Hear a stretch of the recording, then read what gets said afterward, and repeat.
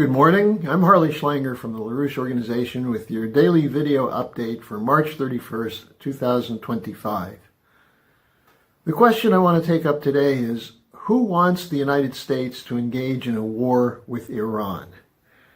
Remember, President Trump campaigned for office as a candidate of peace in opposition to the policies of the Biden administration, which were heading toward keeping the United States in a permanent war with Russia, with China, with Iran, with so-called adversaries. But for what reason? What was the purpose of these wars?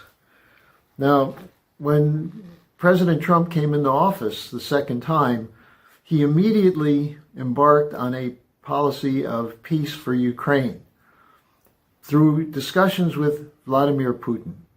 Biden had ruled out any conversations with Putin after December 2021 and January 2022. The policy towards Russia was to arm Ukraine to the teeth to weaken Russia, as Defense Secretary Austin said repeatedly. And so the war continued.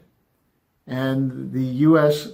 continued to provide money and weapons to Ukraine in what was turning out to be a slaughter of Ukrainian forces, as well as Russians. And at times, it moved toward the possibility of a nuclear confrontation between the United States and Russia.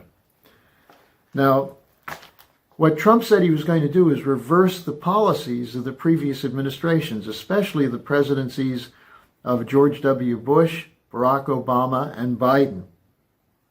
During those presidencies, the United States spent trillions of dollars for war. We lost large numbers of men and women. We killed hundreds of thousands, if not millions of people who had no opposition or no cause to fight the United States. And in the meantime, we did not have money to invest in infrastructure, such as healthcare, education, and so on. And the debt grew. The debt grew to record levels. Right now it's over $35 trillion government debt, the corporate debt, private sector debt, family debt. And along with it was inflation and periods of quantitative easing, then quantitative tightening. And the effect of the whole thing has been that the United States is weakened as an economy, but is isolated in the world. And so President Trump's campaign was against the Biden policies, with the placeholder for Biden being Kamala Harris. And what happened? The American people voted for a change from those policies. No more to the wars that were robbing our treasury and the blood of our citizens for the sake of the corporate cartels and the military-industrial financial complex, which benefits from these wars. Now, the fact that President Trump did that, and he explicitly ran against the establishment, against the people who were putting Americans in harm's way, threatening to engulf the world in possibly a nuclear war. He ran against them, against the corporate cartels, against the bankers, the financial interests that support these wars. And the establishment was very, very unhappy with his victory, as it had been in 2016. And especially the neocons were unhappy. Now, we see that in terms of what's happening in Europe, where the British Prime Minister Starmer teamed up with French little Napoleon Macron to insist that Europe continue the war in Ukraine. And the policy is the Rearm Europe campaign. How do you get peace by spending 800 billion new euros? The idea being that this is a way to protect Europe from a Soviet invasion or a Russian invasion, which is not going to happen. So the president is wise to oppose this, as we saw J.D. Vance challenge the Europeans at the Munich Security Conference, as we saw Trump challenge the World Economic Forum at Davos.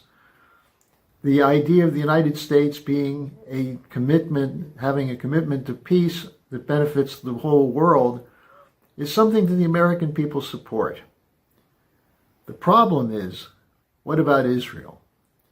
Why is President Trump issuing threats now to go to war against Iran? Well, Benjamin Netanyahu has said that it's necessary to decapitate Iran. In other words, he's talking about regime change. And the argument is that the axis of resistance that Iran has with Hezbollah, with Hamas, with the Houthis, is a threat to Israeli security. Well, Israel could negotiate. It was Israel that broke the ceasefire with Hamas. And after that ceasefire was broken, then the Houthis started firing at Israel again to defend the Palestinians. So the question is, why is there no ability to negotiate this? Dialogue is the answer, not more war. Now, this push for war is coming from the same oligarchy, centered in the city of London and also Wall Street and Washington, the same oligarchy that wants to continue the war with Ukraine. The strategy here is Israel lights the fuse, Israel starts the fight, and then the U.S. gets into the war. This is called the breakaway ally scenario. Now, we've just heard that there were 7 U.S. stealth B-2 bombers that have been brought to Diego Garcia Air Base. For what purpose? Well, for the same purpose as the 2 carrier strike groups that are now in the region, to prepare for war with Iran. Now, the question is, who's the target here? Is it Iran or is it the Trump administration? And we see with the so-called Signal Gate, they're trying to take out the people in the Trump administration who are in particular against this oligarchy, particularly Tulsi Gabbard. Now, does a war with Iran protect Americans? Of course not. It has nothing to do with U.S. national security. Iran is not threatening the security of the United States.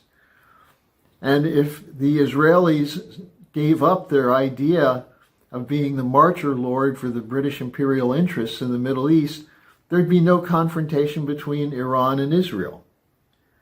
So the question has to be posed, who benefits if the United States goes to war with Iran? It's not the United States. So President Trump, you must stick with your campaign pledge. No to war. No to the permanent war policy of the Bush, the Biden, the Obama, the neocons, the Christian Zionists who believe that a war in the Middle East is the way to bring the second coming of Jesus. So don't let the World Economic Forum loving globalists who ran those administrations push you into a war in Iran. The potential is there for peaceful cooperation. It may take a while, but we have the time. Rather than lose lives and destroy economies now for the sake of making the establishment happy, look to the future. And the future is an alliance between the United States as an industrial republic with the emerging economic powers of the BRICS, of the Global South, and with Russia and China. Stick to your policy. This is what got you reelected. And if you recognize that that reelection drove your enemies crazy, you'll realize that your enemies are trying to pay you back by getting the United States in a war that can't be won.